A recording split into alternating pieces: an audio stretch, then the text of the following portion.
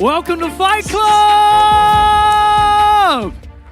It's good to have you here. 11 o'clock service. Kids in the other side of the building. Worship actually happening. Parents actually looking and wondering, what is all this quiet? What is this thing called worship? Praise God you're here and able to worship God for the first time in a decade. Hallelujah. Everybody good?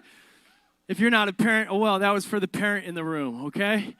They know what I'm talking about. They're like, oh my God, what was this, 20 minutes? 20 minutes of this without, okay.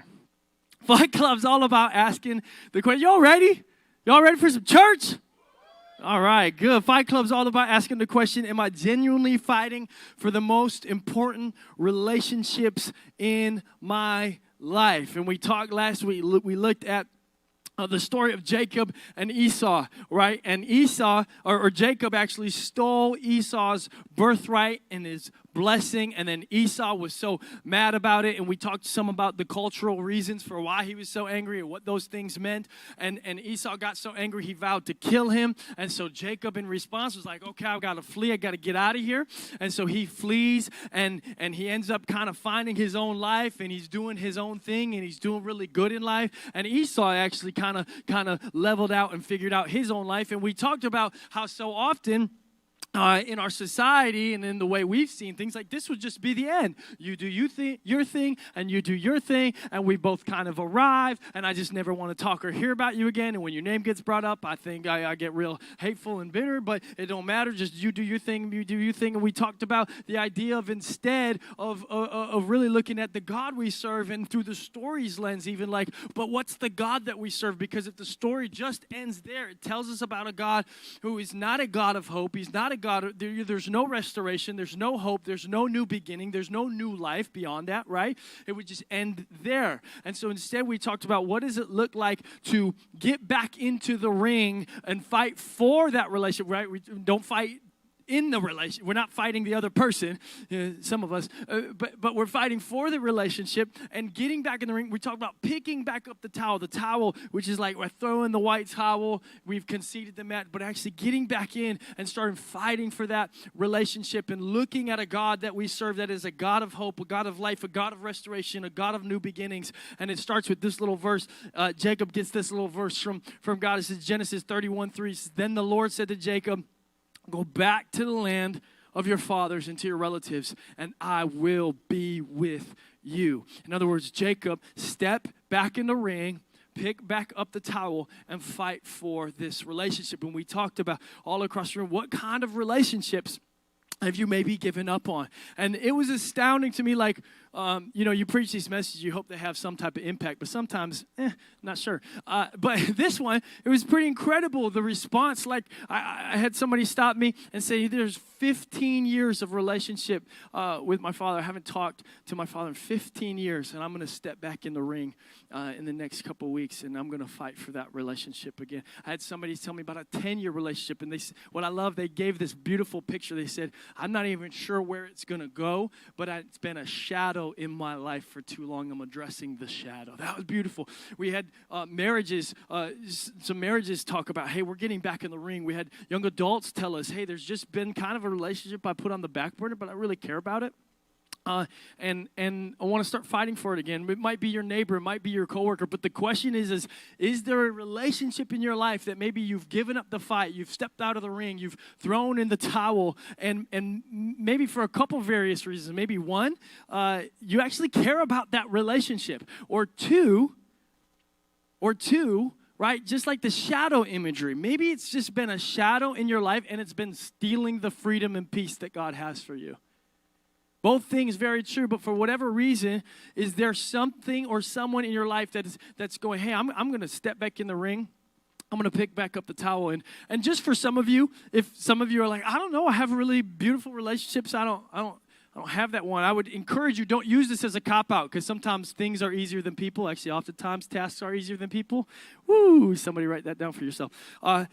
And for me later. Sometimes tasks are easier than people, and so sometimes we use these as cop-outs. But maybe for some of you, it isn't a relationship. Maybe it is a passion. Maybe it is a pursuit. Maybe it is a New Year's resolution. Maybe it is a discipline, and you've kind of quit the fight, And this is the moment where both you and you feel God calling you like, hey, step back in the fight. You've got some more to do in here. And so that's what we're going to look at. And really fighting for the relationship. And again, I'm going to go through 3 practical things that we can do today to really step back in the ring, to pick up the towel and really fight for it. Is even a lot of people messages like, hey, I'm doing this, but really how? What does this look like? Or people already texting me going, man, I got in the ring and I got my bell rung. I'm having a hard time staying in this fight. These are the things that I think are going to help us both engage in the fight the right way and step into it. And we see them in the story of Jacob and Esau as well. The first one is this: train instead of try. Train instead. Look at your neighbor, say train. Go ahead, look at your other neighbor, say train. Train instead of try. See, training is a committed direction. Trying is an attempt until it gets too hard. Training is a committed direction. Trying is an attempt until it gets too hard. I love this about Jacob in the story. He hears God say, hey, go back to the land of your fathers. He says, I have something for you. I'm going to prosper you. There's a relationship there for you to restore. And Genesis 31:17, it's like, sometimes it's like, oh, we get that same thing and we're like, I'll try. I tried. God, I tried. Genesis 31:17. I love Jacob doesn't try. Watch what he does. He commits to the journey. Genesis 31:17. Then Jacob put his children and his wives on camels. He drove all his livestock ahead of him, along with all the goods he accumulated in Padan Aram, to go to his father Isaac in the land of Canaan. He grabbed everybody. We got everything. We got everybody. We got the whole family. We got all the sheep. We got all the goats. We got everything we've attained. We've got all of our riches. We've got all of our values. And he set his face. He set the direction. And he said, this is what we're doing. There was a commitment to the journey. He didn't just say, I guess I'll try. He immediately went into action. And there's a difference. Trying tends to be a momentary reaction. Sometimes we feel a little bit of emotion like we did last week. Sometimes something tugs and we'll react to the emotion. Oh, I guess I'll try. And then it gets a little bit difficult. It gets a little bit challenging. It gets a little bit harder. We're like, nah. That's trying. Stop trying. Stop just reacting. Training is an ongoing action. Training is an ongoing action, and really it's a commitment to action. I am going to act differently every day for the next however many months until I see myself get healthy. And see, that's the beauty of trying versus training. Once you get into a training mindset, it actually becomes way more about your health than it does about anybody else's. In this boxing idea of Fight Club, we get real juiced up because we're like, oh, yeah, because there's going to be a day we're going to get in the ring, and I want them to step in the ring, and we're going to both get in the ring, and I'm going to knock that sucker out. Nobody else, just me, okay. Couple people, thank you. That's what we're thinking. That's what we're like, oh, I like that idea, Fight Club for the relationship. About to go. But when you transfer and go, wait, I'm training, trying, that's easy. If we're trying, there's a lot of momentary reactions. Got some texts this week. Oh, they said this. Oh, I wanted to react like this. Oh, you've been trying a lot. You haven't been training much. Ooh, I'm throwing some sauce. Y'all better pick it up. Dip your fries in it.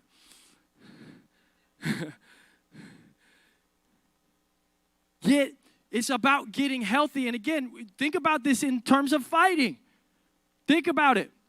When you think about a boxer training, could you imagine a boxer training and deciding, I'm going to spend 90% of my time just thinking about how the other person's training? I'm just going to get obsessed with their training habits. I'm going to think about how they did it.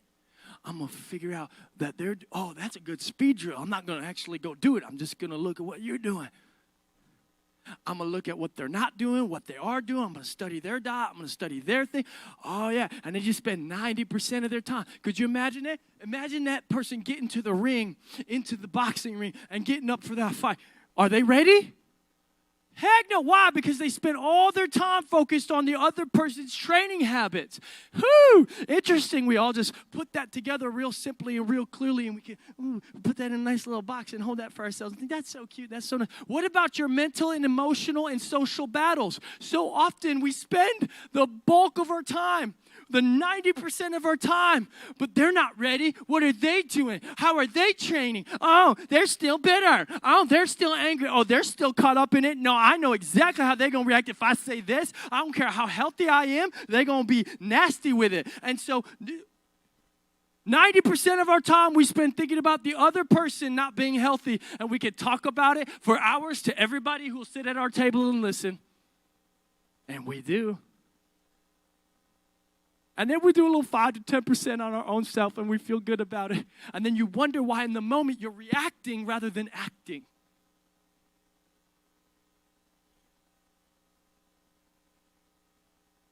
We have to get healthy. You have to get healthy. Be more focused on your own health than on theirs. Well, I don't know what they're doing. Did you do counseling?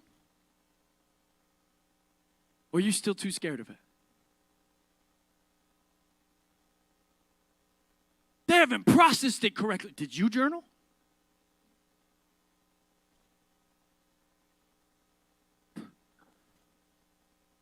Did you get alone?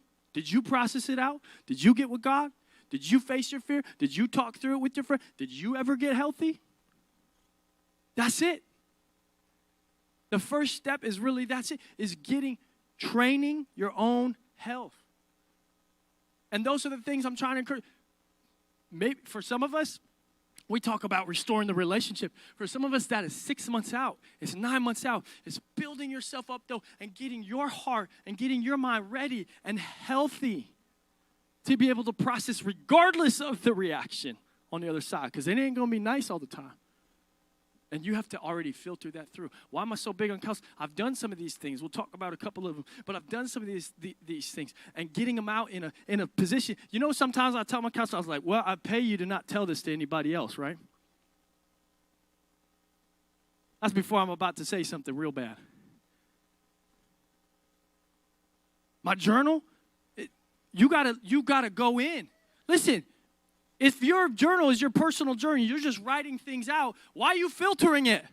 You already know what you thought. You already know what you're feeling. You already know what you're thinking. Why are you still filtering it? You got to get that thing out on paper or get it out and talk it to a counselor, because otherwise it can't talk back to you. If you can't acknowledge it, then you can't assess it. If you can't assess it, then you can't make shifts and changes for better application for future processes.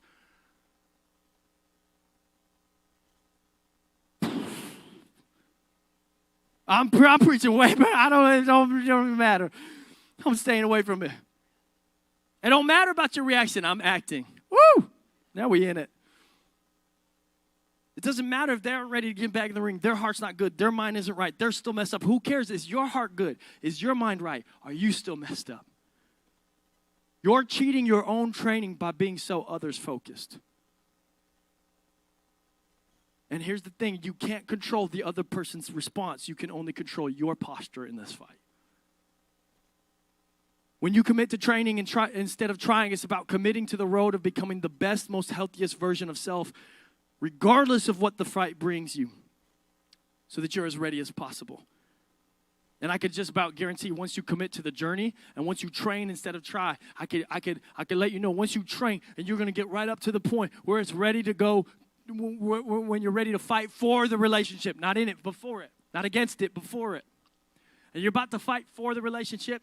You're about to make that step. You're about to make the phone call, send the text, send the email, unblock for social media, whatever that step is, whatever that moment is, you're about to make that step. I just want to help you because, I just want to help you. The next step is you're going to have to face your fear, because fear is inevitable and it will be there ready to greet you. I'm going to get there. Don't steal my thunder. But you know what? If we bypass the fear and just think God will be there, we're going to mess up.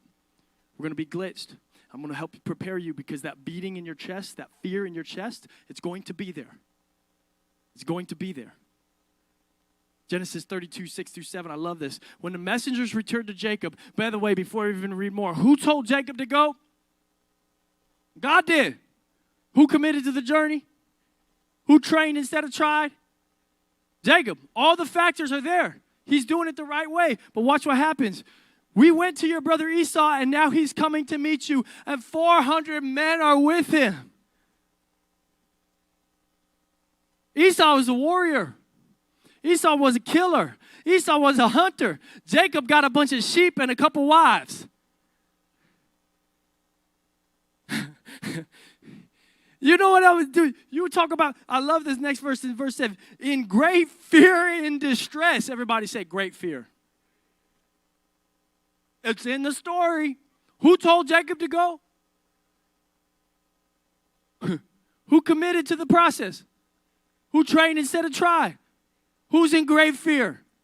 Great fear and distress. Jacob divided the people who were with him into two groups. By the way, they don't tell us why exactly, but I'm definitely thinking like he was just thinking like, well, if they get one of us groups, maybe the other groups could run away quickly. But if you got a bunch of sheep and a bunch of wives and a bunch of children and 400 men are coming at you, I mean, I don't know. Just dividing the group, I don't know if that makes sense, but whatever. Somebody from military strategy explained that one to me later on. I think you just lay on the ground and do the grizzly bear effect. Just lay on the ground and hope they come up and they're like, they already seem dead, and walk away. Keep moving. Okay. Great fear and distress. Jacob divided the people who were with him into two groups, and the flocks and herds and camels as well. This is the scene where what we just said. This is the scene right here. Jacob hears from God. Hears from him. He knows he's got the fight. The fight is the next day. It's the next morning. And he's sitting there going, I know I heard from you. I know I committed to the journey. I know I trained. But it's the night before the fight. And if you look at his face, look at full of fear. There's still that question. What did I get myself into? This dude's a legend, Apollo. He's a legend. He's a legitimate. Yeah, I trained, but what is this? This got 400 men. It's just me. Great fear and distress. What did I get? And just keying on this thought. Right, night before the fight. Remember this moment. Remember this thought. He had trained. This was not due to lack of training. This was not due to lack of health. This was not due to a lack of being ready for the fight. This is due to the fact that fear is inevitable because you're human. And until we admit that we're afraid, we won't ever face our fear. Check this out. I don't believe in myself no more. Don't you understand? What if I don't believe? That's it. He's finished. It's over. That's it. That's not it! That is it! Why don't you tell me the truth? What are you putting me through, Adrian? You want to know the truth? The truth is I don't want to lose what I got. In the beginning, I didn't care about what happened to me. I go in the ring, I get busted up. I didn't care. But now there's you, there's the kid. I don't want to lose what I got. What do we have that can't be replaced? What? A house. We got cars. We got money. We got everything but the truth. What's that truth? I'm afraid, all right? You want to hear me say it? You want to break me down? All right, I'm afraid. For the first time in my life, I'm afraid. I'm afraid, too. There's nothing wrong with being afraid. There is. For me, there is. Why, you're human, aren't you? You're human, aren't you? Terrible acting, but a great point. I don't know how she got so many roles. In the 70s, 80s, I don't know. They were doing different things back then. You know what I mean? A lot of it, you know what I mean? A lot of it. They're like, she's good. No. Who am I? You're human, aren't you? Fear is inevitable. In fact, the idea of this is he had already trained. Look how ripped he was. He was ready for the fight. He was built. He was healthy. He was grounded. And yet, fear. Fear. In fact, I'm going to tell you, our culture got this. I'm so tired. You can see it on albums, on the album title now. This terrible thing, and they call it I'm going to title my album, and the main song is going to be "Fearless." What is fearless? It's like a Pegasus flying through the sky, never afraid, never in fear of anything that could happen.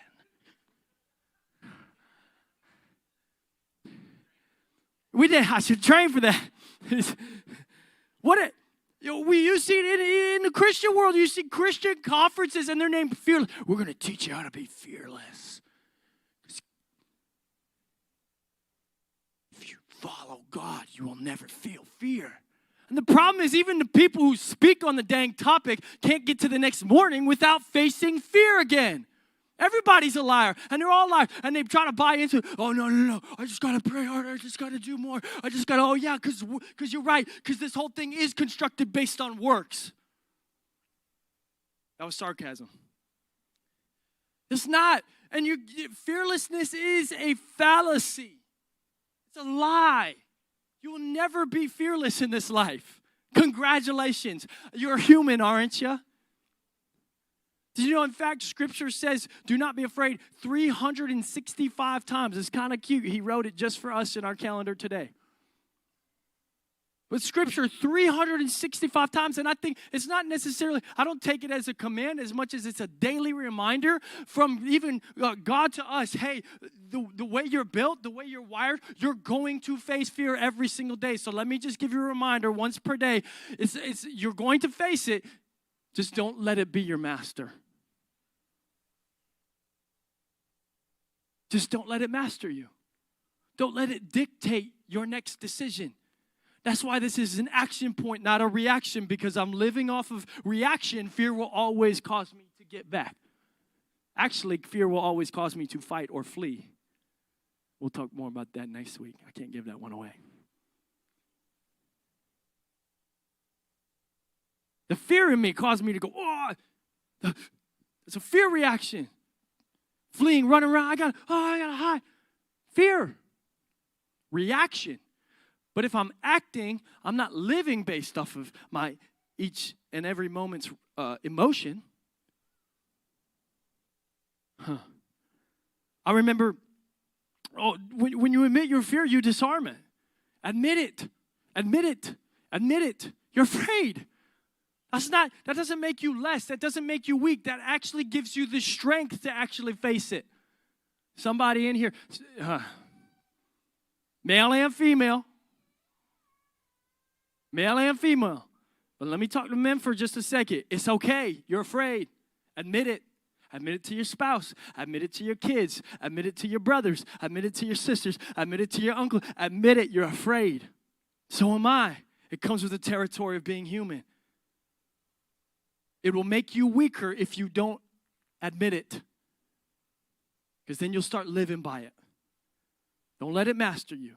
Learn to master your fear. I remember there was a moment I was sitting in a truck. I still remember we were on the highway, and there was a relationship that was really important to me, and I wanted it to be restored. And I sat there, and I remember even right up to the point, I felt like it was the right moment. I felt like I was healthy. I had done all the internal work. I knew and I understood, regardless of the response that comes across, I will be okay.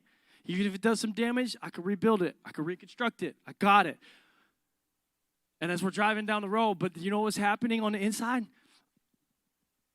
Don't do it. Don't do it. You're going to look weak. You're going to look vulnerable. You're going to look stupid. What if they don't? What if you reach your hand out and they don't reach theirs out? Don't do it. The fear was palpable. It was loud. See, one of the things I had done to help disarm it was I had told my wife about, one, I want to have the conversation, and two, I'm really afraid to have it. You know what that did for me? I want to encourage you. This is a free tip. You know what that did for me? I had one of two narratives to go back and tell. It's called accountability, and it's okay. It's a good thing. Not the purity culture kind. Different kind. I'll move on. We'll come back to that another year. But I'm sitting in there and I'm going, why? Listen, if you ever play chess, it's called a fork, right? There's a fork in the road. I only had one of two things to go back and tell her. I could tell her at the end of that conversation, I could come back and tell her, yeah, I was feeling afraid, but I had the conversation anyway. Or two, I could say fear won. Those are my only narratives. Those were it. And I remember I said it. And it doesn't matter, sometimes we tell these stories and sometimes there's restoration on it. I don't even like telling those stories anymore. Sometimes. Sometimes it's good. And other times I'm like, it doesn't matter. Doesn't matter. The point is, I trained, and then I faced my fear in the moment.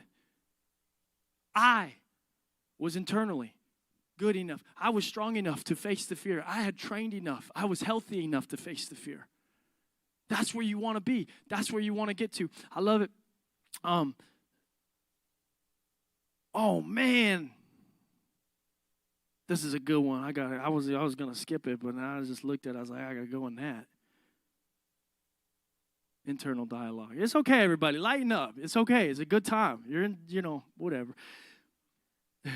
There's this moment where we get into, and again, you got to let fear be disarmed. So I told my wife, you got to be able to tell people, you got to admit you're afraid, because there's going to be that moment where it's like, I can't make that phone call, I can't do this thing, I can't do that thing, I don't know if I can step out, I don't know if I want to put myself in that situation. And here's the thing, you're right. If you let fear be the dictator of your life, you're right, you won't, and you can't.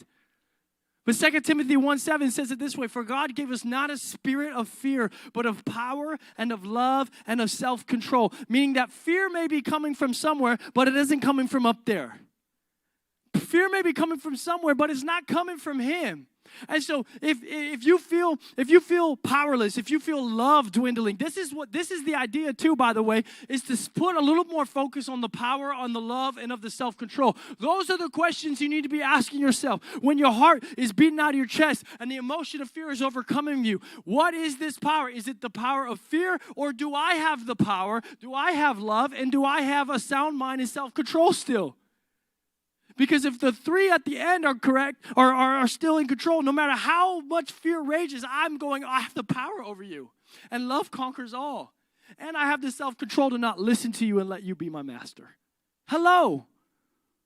It's precisely the moment that if you start feeling powers, if you feel love dwindling, if you feel like fear is going to control your next move, it's precisely the moment that you lean in, that you do not bend to it, that you do not give fear the final say in your life, that you look fear in the eye and you recognize, I may never conquer you completely, but I will never bow to you either.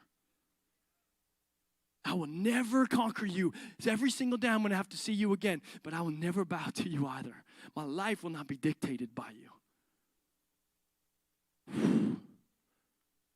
You can either let fear master you, or you can master your fear. Mike Tyson said it this way. I love this. And think about it. Give it this beautiful picture the next time you look at fire. Fear is just like fire. It can be helpful if you know how to use it. If not, you'll get burned. Once you've trained for the fight, once you've acknowledged and faced your fear, there's one more thing Jacob did that I think at times we gloss over. And we're going to talk about this a little bit more in kind of the last night process a little bit more next week. But Genesis 32, 9 and 11, verse 12, it says this. It says, then Jacob prayed, O God of my father Abraham, God of my father Isaac, Lord, you who said to me, go back to your country. Listen to him quote what God said to him. What he felt God said to him.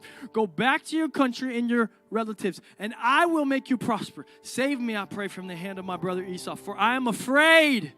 It's okay. You're afraid. He will come and attack me, and also the mothers with their children. But you have said, I will surely make you prosper, and I will make your descendants like the sand of the sea, which cannot be counted. See, we got to train instead of try. We got to face our fear. But at the really end, right before we step in, sometimes we got to remind Yahweh of His promise to us. David did it in the Psalms all the time. David did it in the Psalms all the time. But in this moment, you can hear Jacob even going, I didn't ask to step back in this ring. I was doing fine over here. I had a good life going on. Jacob in his own ways going, started at the bottom, now we're here, and we made it here. And now you want me to go back? That doesn't make any sense. I'm doing good. I was doing fine. But then you said something to me. You spoke a promise to me. You said that I will prosper. You said that you had good things in store. You told me to come this way. You called me in this direction. And I don't have anybody else to put it on because your name is Yahweh, which means you will be with me. And nobody else can promise or guarantee that no matter what I do, that they'll be right here by my side. So I don't got anybody else to go to. So I'm throwing it back on you, and I'm reminding you, remember that time you told me that this was going to work out. Remember that time that you said that you were a God of restoration, a God of hope, and a God of purpose, a God of peace, and a God of love. Do you remember that? Because I'm clinging to that. And see, the beauty is you end up finding out you're not reminding Yahweh at all. Yahweh knows who he is. He's pretty secure in who he is. But you started as you thought you were reminding him of his promise. You're reminding yourself of the promise.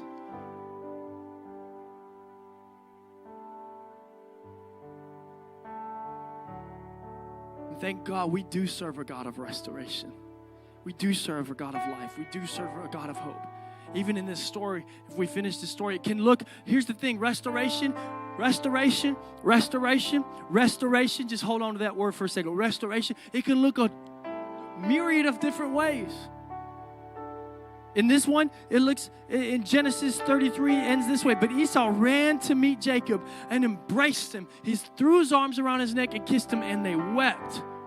And then they went back home together. There was immediate restoration. Jacob still had to train because he didn't know what was coming. He still had to face his fear because he didn't know what was coming. But there was immediate restoration. It can work out that way. There's another story I was working with a young man for a while back, and his father cheated on his mother, left the whole family for this newfound girlfriend. And he was young in his teenage years when it happened. And when we crossed paths, he was very broken, angry, bitter, lost. Rightfully so. All of those things, rightfully so. And we began to talk, and we began to do some work. And he just knew this. We didn't know where it was going to lead, but he just knew this. He's like, I don't want to carry this anymore. It's too heavy. So we started to train. And he started to get healthy. And he did the work. He committed to the process. He went through the process. When it got hard, he leaned in. And finally, one day he's sitting there, he goes, there's just something still there. I said, what do you want to do? He said, I've already done the internal work. I've forgiven. But I think I need to go let him know that I've forgiven. So what do you say? He said, I think I'm going to go have a face-to-face with my dad and tell him I forgive him. Okay. Are you sure? Don't get it twisted. Fear was there when he told me. He wasn't even talking to them. It was there in the office when he told me. His face beat red. I still picture it. I'm going to do it. Okay, you good? Yeah. Hey, I got you. We'll talk about that again. I got you. I'm in your corner. Okay. He walked in, drove up to his dad's house, and him and his girlfriend was there too, and they sat at the table, kitchen table, and he went through his stuff, and he said, at the end of the day, I want you to both know I forgive you both for everything that's happened in our family. Forgive you, I'll release you. The girlfriend responded first with mocking laughter. How dare you forgive us?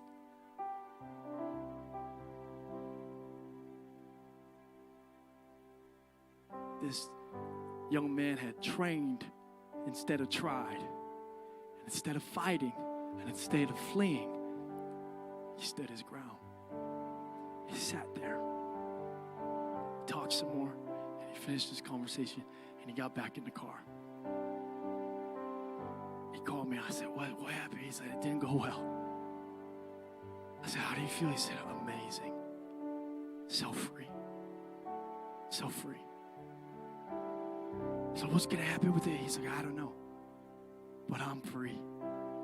Literally, He couldn't. He drove over even to the church, big bear hug. He couldn't stop smiling. He's like, I'm free. I don't know. Regardless of their response, yeah. How tragic it was, yeah. No necessary restoration, yeah. His dad texted him a week later. I don't know what that was, but I do want a relationship with you. It doesn't always work out like that. That's not what I'm trying to say. What I'm trying to say is he had trained instead of tried. He had faced his fear. And he reminded God of his promise. Let you know, we both did in that office. We're praying, oh God, you got this boy. You got him. We reminded. And there was freedom on the other side. And see, that's the thing. When you talk about restoration, the promise is not of relational restoration. The promise that he clung to was not of relational restoration. The promise is of internal restoration when you do it his way. Because you're not fighting and you're not fleeing. You're able to be. You're able to stand. That's what it's about. And when you do it that way, there is hope of restoration in even the worst of situations.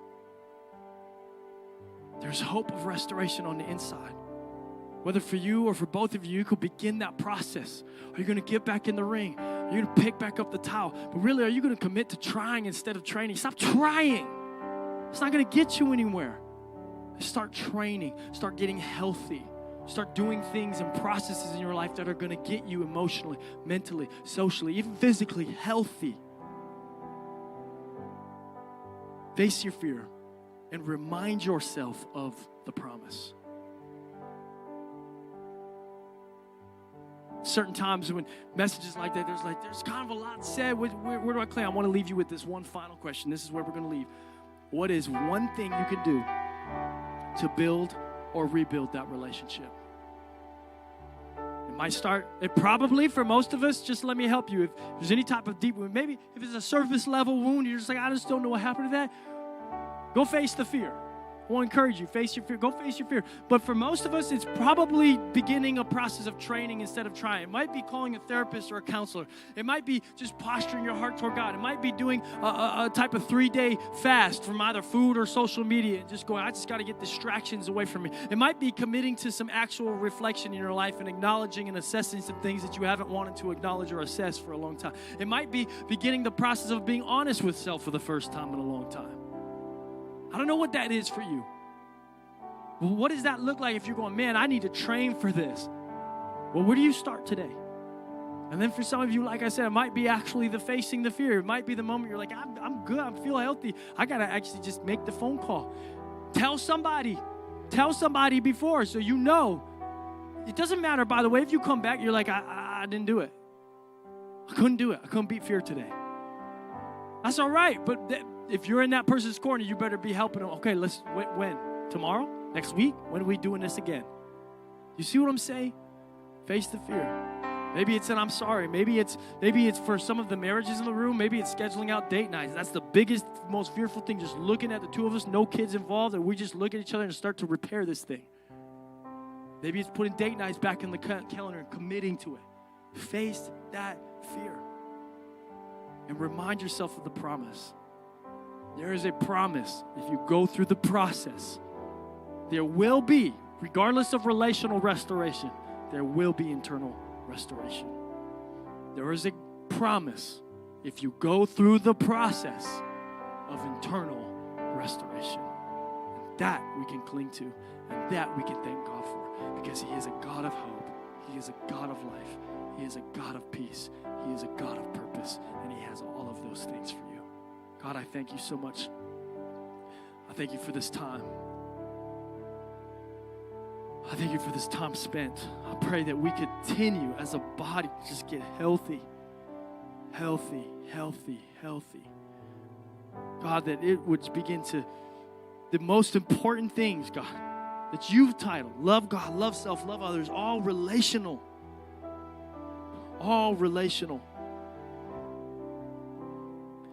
That we would become some of the biggest beacons of light in our society because of the way we handle relationships, because of the way we handle people, even people, especially people in dysfunction.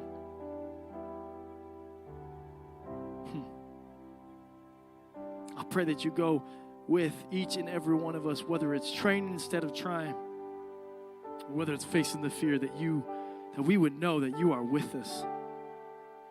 You are with us. That we would step out in boldness and commit to the process of restoration. I pray for that in Jesus' name. Everybody say amen.